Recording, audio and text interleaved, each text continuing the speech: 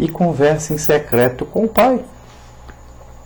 Não há melhor lugar de adoração do que esse.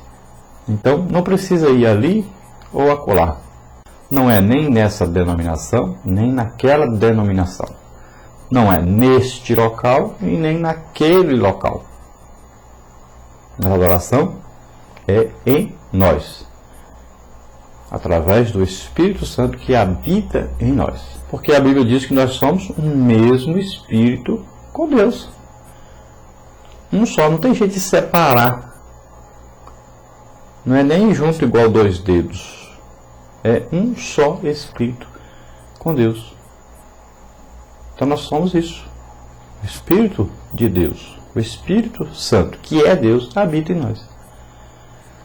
Bom, a palavra-chave desse texto nosso que nós estamos vendo hoje, então, na nossa lição, é expansão, que quer dizer o quê? Fazer crescer, ampliar, desenvolver-se. E o melhor lugar de aplicar essa palavra é quando se faz um bolo, né? Quando você coloca o fermento faz o quê? A massa expandir, crescer. Esse é o sentido. O Evangelho, ele tem essa conotação de expansão.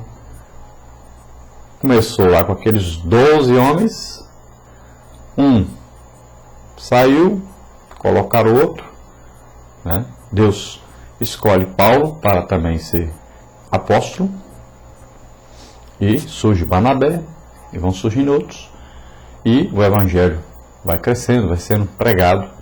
Você vai vendo, começa lá em Atos dos Apóstolos, e você vai vendo a igreja crescendo cada dia mais. Começa com quase 3.000 no dia de Pentecostes, e vai crescendo, daí a pouco quase 5.000, e vai cada dia crescendo mais. Vão levando, pregando a palavra, e vão crescendo, vão expandindo, né? Acredita-se até que no tempo dos apóstolos, Jerusalém começou a ter quase que a metade da população sendo já crentes, salvos. Por que isso? Até os governantes diziam: vocês encheram toda Jerusalém dessa religião de vocês.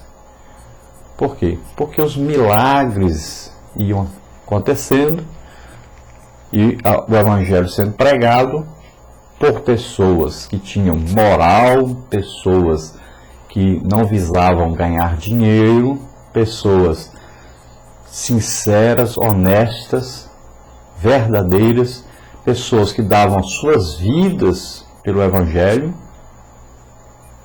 sem esperar receber nada em troca, e viviam exclusivamente para Deus, entregavam suas vidas para Deus. Então, Deus estava sempre em primeiro lugar. E assim o Evangelho foi expandindo. E hoje nós vemos onde chegou e esperamos que vai chegar muito mais além ainda.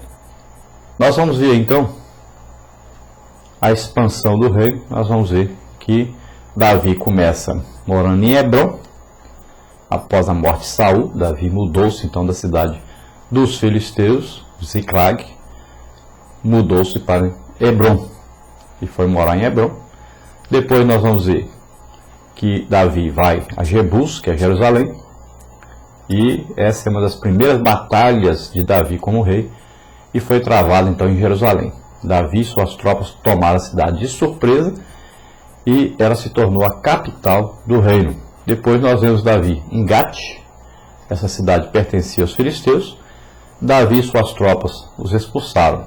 Você veja 2 Samuel 5, 17 a 25, e os dominaram, como está escrito em 2 Samuel 8, 1.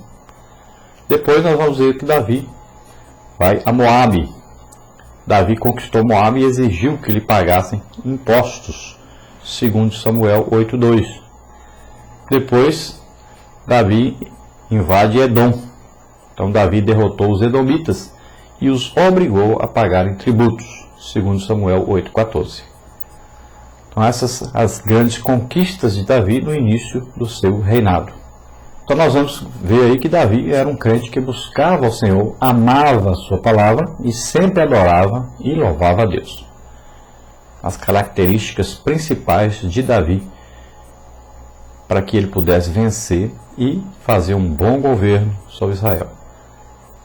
Então, um crente que amava a palavra de Deus, veja bem aí, a receita para ser um vencedor, um grande líder,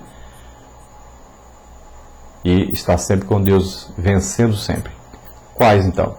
Lendo sempre a palavra de Deus, meditando nessa palavra, aprendendo, realmente guardando no coração, no espírito, né? Ele também buscava sempre ao Senhor. Devemos sempre ter esse momento só com Deus. Esse a sós com Deus é importantíssimo. Então, ele também era um homem que louvava a Deus e que adorava a Deus. É diferente louvar e adorar. Louvar, todos podem louvar a Deus. A Bíblia diz: vós, baleias, louve ao Senhor. Então, qualquer um pode louvar a Deus, até os animais. Agora, adorar não. Adorar precisa de ter o Espírito Santo, né? É preciso se dedicar totalmente a esse momento de comunhão, de intimidade com Deus. Então, louvamos a Deus pelo que Ele faz, adoramos a Deus pelo que Ele é. Louvamos a Deus procurando por Deus, adoramos a Deus, que é Deus que procura por nós e vem ao nosso encontro. Então, a manifestação de Deus na adoração é uma intimidade com Deus. Então, nós vamos ver que Davi louvava sempre a Deus e também adorava a Deus.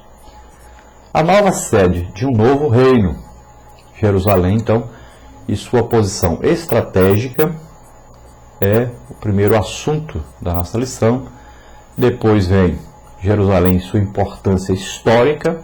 Então, Jerusalém como posição estratégica, porque ficava em montanhas, ficava alto, e toda a Bíblia você vai ver sempre falando: vamos subir a Jerusalém.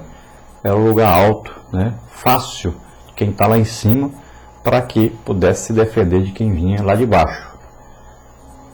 Então, é uma função estratégica essa cidade. A posição dela é estratégica por causa disso. Ficava sobre os montes, ficava alto, lugar alto, fácil de ser defendida. E importância histórica, nós vamos ver que Jerusalém, então, passa a ser um centro de adoração ao legítimo Deus, ao verdadeiro Deus, um centro de adoração mundial. E Jerusalém passa a ser conhecida, respeitada, admirada e querida por todos os povos do mundo. Todos têm vontade de ir a Jerusalém, de um dia conhecer Jerusalém. Então se tornou o centro mundial de adoração a Deus. Na segunda parte da nossa lição, escrita pelo pastor José Gonçalves, um reino crescente desperta inimigos. Então, quando vai crescendo, quanto mais cresce, desperta a inveja dos inimigos. Então, no primeiro momento do reino, passa a ser um momento de conquista. Por quê? Os filisteus ficam sabendo que Davi começou a reinar. Quando ele ataca os jebuseus, toma Jerusalém. E aí eles vão querer atacar Davi. E Davi os enfrenta com a ajuda então de Deus e vence, né? Depois vai aos outros povos, né? E também os vence. E Davi passa a ter um reconhecimento fora do seu país. Todos à sua volta começam a admirá-lo e querer fazer amizade com ele, porque evitaria assim que ele atacasse também os outros países. Então os outros países começam a mandar presentes e tal, querer que Davi case com as suas filhas e tal, para poder Davi não atacar os seus reinos, e com isso eles ganhariam politicamente, ganhariam paz e sossego para continuar vivendo. Já estavam temendo Davi, respeitando Davi, querendo fazer amizade com Davi. Na parte 3, novo reino, novos alvos a alcançar. Quando Davi estava fora do governo, ele via os defeitos do governo de Saul. Agora ele estava no governo, era hora dele corrigir os erros de Saul e fazer corretamente. Porque assim, sempre quem está na liderança é criticado. Sempre quem está na liderança é perseguido. Agora, esses que falam, esses que perseguem, esses que dizem que fazem melhor, de repente tem uma oportunidade. E aí? Como vão reagir? Como vão agir? Será que farão melhor? Será que são capacitados, têm capacidade? Será que têm a mesma intimidade com Deus? Será que vão fazer melhor?